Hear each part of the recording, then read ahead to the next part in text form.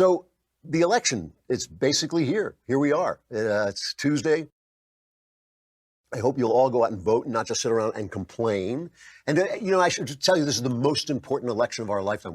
Everybody always says that about every election. This is the most, nobody ever says, this one, maybe, I don't know, but go if you want, don't vote. No, this is the most important. And this is, I have been asking around. I have some sources with like inside knowledge, and I have to tell you, no one knows anything. The polls are notoriously unreliable. They have been bouncing around like crazy. Even in the Senate races, which are usually the better polls, in the congressional races, I don't even know who's running polls in congressional races. I don't think they matter at all. And of course, turnout is everything, and everybody's telling me they don't know what's happened. So you get three possible outcomes, right? One is the Republicans win. They hold the House and they hold the Senate. That would be an amazing development, First of all, it would be such a slap in the face of the far left. It would be such a slap in the face. When I say the far left, what I'm talking about is CNN, NBC, ABC, the New York Times. It would be telling them your resistance stank. What you did to Kavanaugh stank. You and your hectoring people in restaurants stank. It's all of it. We'd reject all of it. It would be America just turning to them like that wonderful, freedom, system that we have that just kind of speaks back when people overstep. The left has become radical. It has become radical, and it has become socialist, and it has become violent, and it has become entitled. It's demanding things. If we hold the House, which would just be, it wouldn't be unprecedented, but it just rarely happens in a midterm that the party in power doesn't lose a lot of seats. In this case, you have this president who is such an outlier, such a big figure, divisive. He has made the left insane. The news people have abandoned all their principles to get at him. The talk show hosts are all against him. Well, Stephen Colbert had Nancy Pelosi on last night, and it was like, oh, please, I hope we win so much. Why is that okay? Why is that okay for a public network to broadcast an entertainment show that every night is just essentially a public service announcement for the Democrats? I do not know why that's fair or right. They have the right. I'm not saying they don't have the right to do it. I'm just saying I don't know why that's okay, why that's fair. All right, so that's one thing that would be great. The next thing, of course, is that we hold the Senate but lose the House. That's the one that everybody's been saying has happened. That is kind of the common wisdom, what everybody says is going to take place next.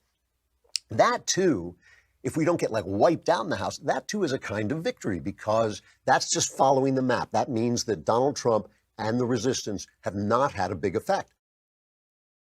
That just means that Donald Trump and the resistance haven't had a huge effect. It means that for all the hysteria, for all the, news skewing its stories, for all the entertainment industry coming out against it, not much has happened. That's just the map. That's the way it goes. The other is the blue wave. That was what was supposed to happen.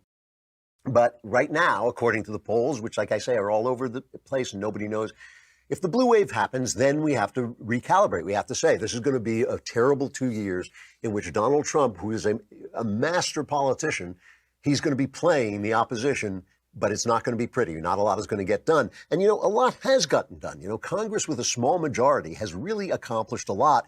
They passed the tax reform bill. That was a big deal. They've rolled back regulations. They used that Congressional Review Act. And of course, the great judges. There have been 84 great judges. The economy. I mean, nobody, this is the funny thing. Elections nowadays are about nothing. They're about ginning up your emotions. Both sides. And this is true on both sides. They're about what will make you emotional, what will get you out to the polls. In a sane world, if this were if this were the world from the civics class where they say, this is democracy, this is how democracy works. In a sane world, we would be talking about the incredible economy. Do you want to keep this economy? These are the guys who brought you the economy. Put them back in. They will bring you more of the economy. Workers' pay, which everybody's been complaining about, has ratcheted up. It's reached the highest level in over 9 years. The new job numbers came out. They were unbelievable. The unemployment rate is still at 3.7, which is the lowest rate since 1969. No major industry in the nation lost jobs as the increase in hiring just continues to surge. It is absolutely unbelievable. This economy is absolutely unbelievable, and it is because of the regulations dialing back. And here's just another interesting thing. The press, which has become radicalized, like I said, 8% of the people, the radical 8% of the country is running like 80% of the press. And that is a sin and it's wrong. And it's not that they don't have the right. They have the First Amendment. They have any right they want, but it shouldn't be this way. It should not be this way. And it's skewing everything. So we're paying attention to all the radicals. This socialist Andrew Gillum, who looks to me like a corrupt city mayor in Florida, who seems to be ahead. Ocasio-Cortez, of course, who is just, if the woman bumped into a wall in a corner, it would take 3 people and a crane to get her out. She doesn't know anything about anything. She and Don Lemon should have a conversation, because it would just be like sort of vapid little speech clouds going back and forth. Neither of them knows a damn thing. This guy, Beto O'Rourke, Roberto, he says he's such a Hispanic fellow. O'Rourke, who's they're just in love with in Texas.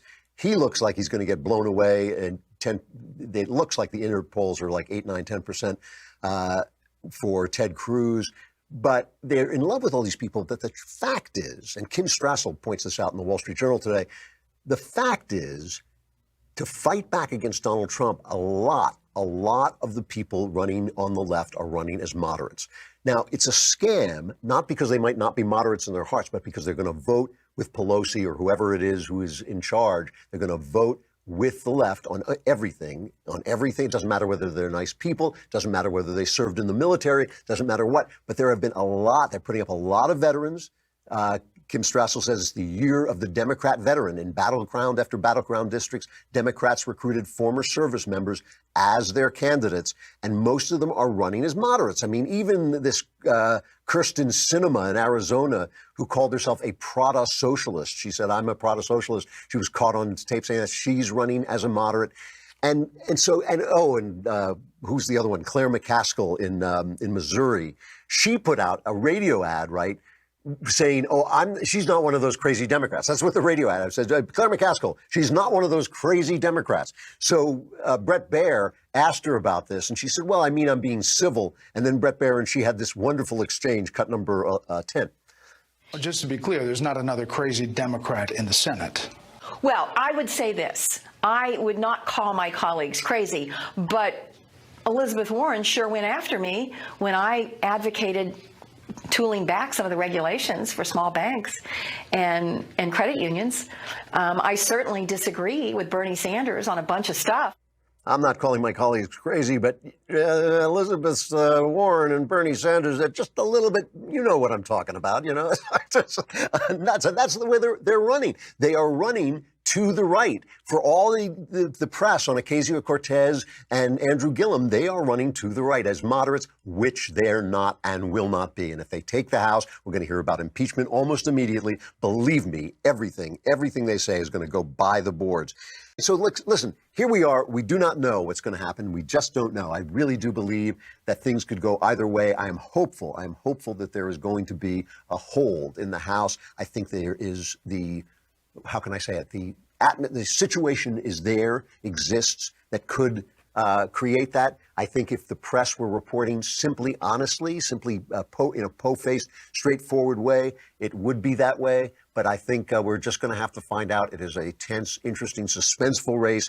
It is an amazing race, and I think it's really worth following.